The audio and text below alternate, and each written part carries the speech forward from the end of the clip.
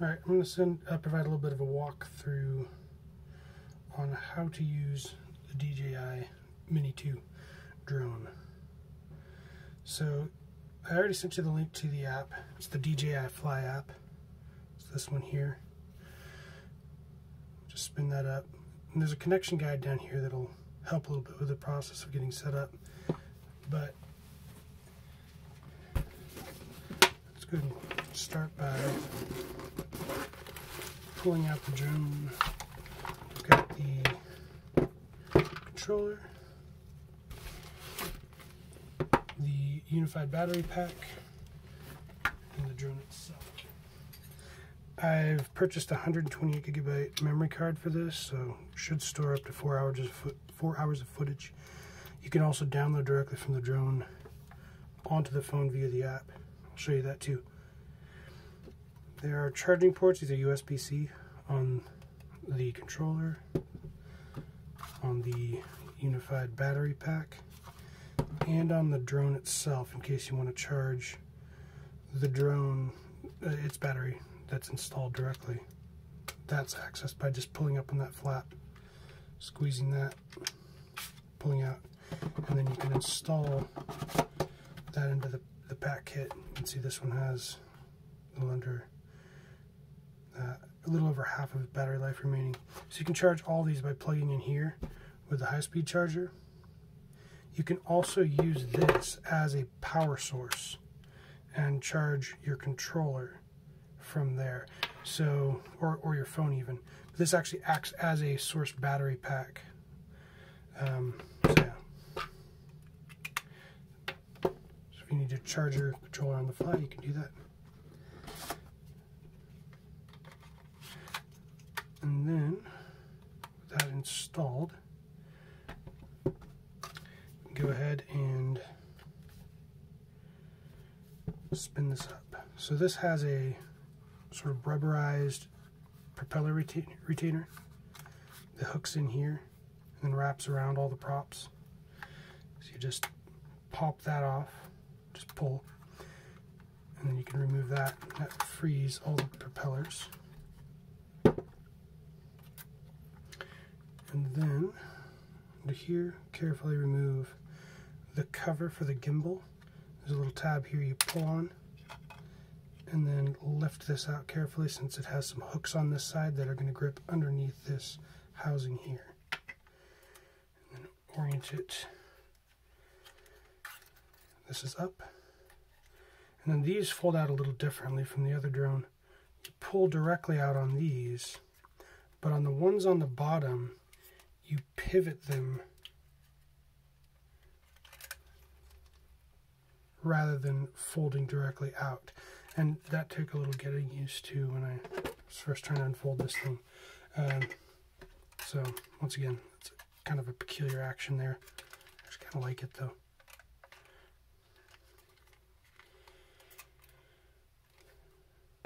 Alright, and with that all folded out, it's ready to turn on. So on the bottom, you have this button, and you have to press, then press again and hold to turn it on. Same with this one. Press, press again and hold. Turn it on. So now you have both on, and they should pair pretty quickly. This is far more efficient than the other one we had tried. If you have one of these pop sockets on the back, you can remove it by depressing and twisting either direction about 90 degrees, and it'll fall off. And then you can install this here. Now this one's unique. It doesn't use wireless connectivity. It actually uses a wired link. So you pull this out. This is the antenna, and housed behind here is a lightning cable. This is swappable. You can actually it comes with some others, but we all have iPhones, so I figured, excuse me, we wouldn't need that. And then install this such that it doesn't depress any of the buttons on the phone, so you want to avoid hitting the volume or power buttons. And then just hook that in on the side. And now you can see it's ready and connected to the drone. And it sends the signal much faster because it's not all going over Wi-Fi. It's that direct link. So that's nice and fast. You can see we've got 10,000 plus photos we can take, and if we switch modes, oh, sorry, that's the photo library. Touch there to switch mode, switch to video, it'll report. It looks like we have at 1080p 30, we have almost 8 hours of footage we can record.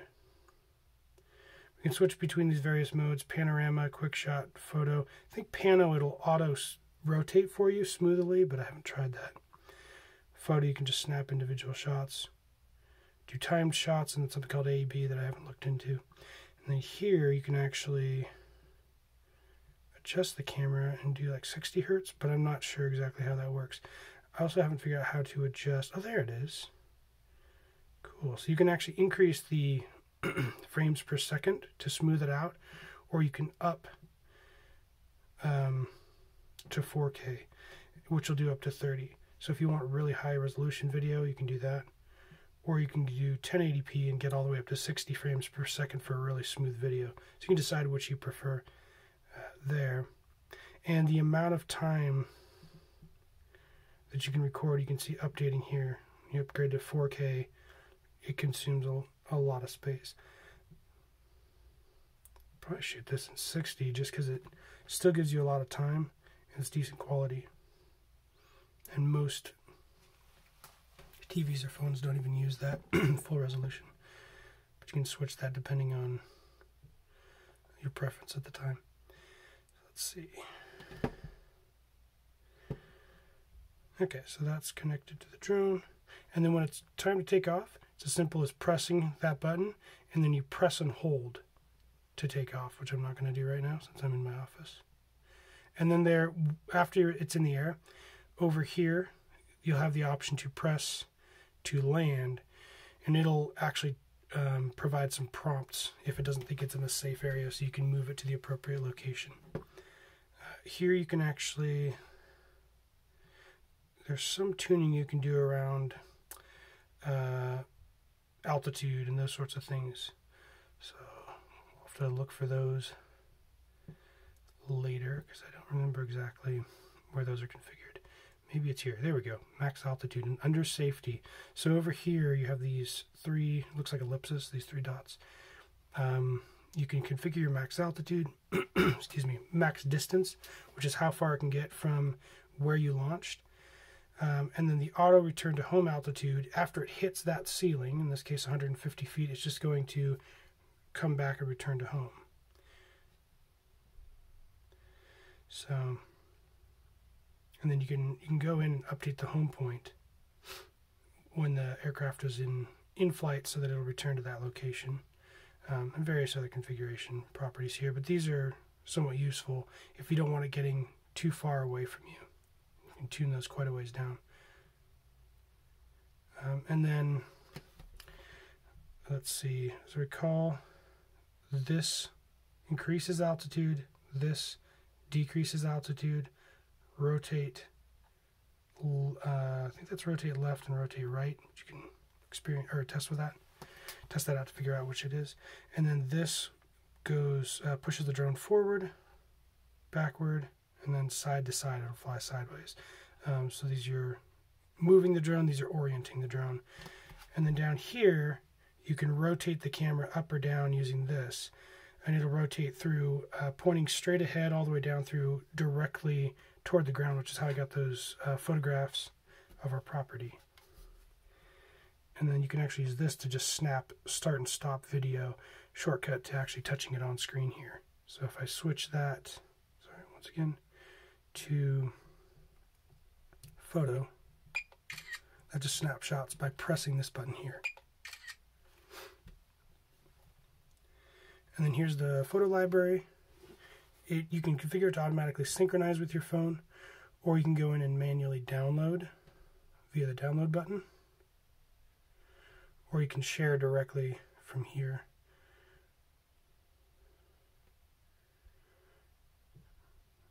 Maybe not. That does work normally, but I think that's only once it's downloaded, which will happen. It'll automatically synchronize at some point. All right, and then and that's interesting. So aircraft is what's on the aircraft. DJI Fly is what has been synchronized to to the app. Is associated with the phone there. So I guess that was downloaded to internal storage. Oh, interesting. So pressing this button actually records it to internal storage. Okay, and then that I didn't know before. If we go here, now we go to aircraft. That's also on there, but it should also be recorded in DJI Fly. Maybe not. You can download it if you need to via those download buttons.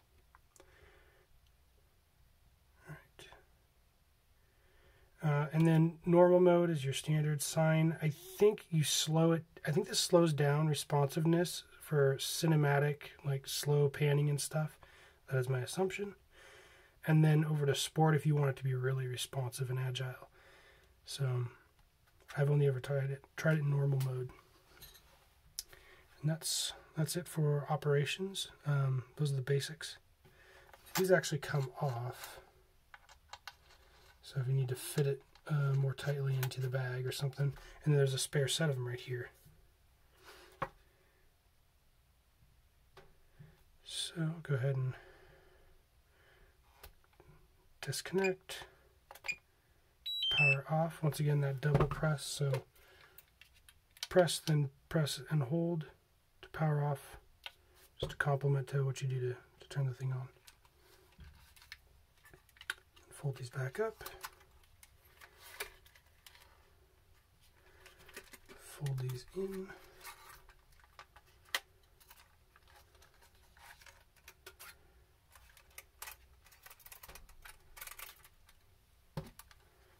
And then place the gimbal protector on. That's going to involve taking these little hooks and fitting them over the gimbal.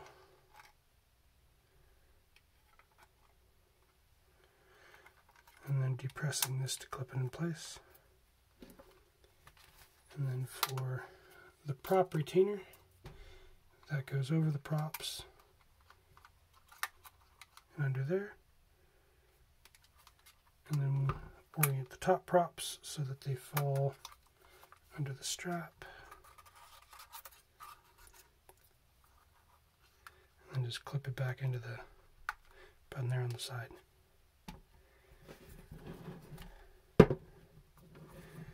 Pull out to disconnect there. Wrap this back around. It has a little retaining station right there.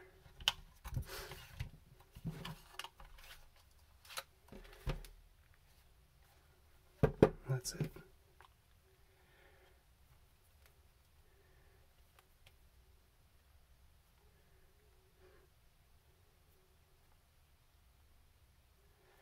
And there's probably some way to close this app.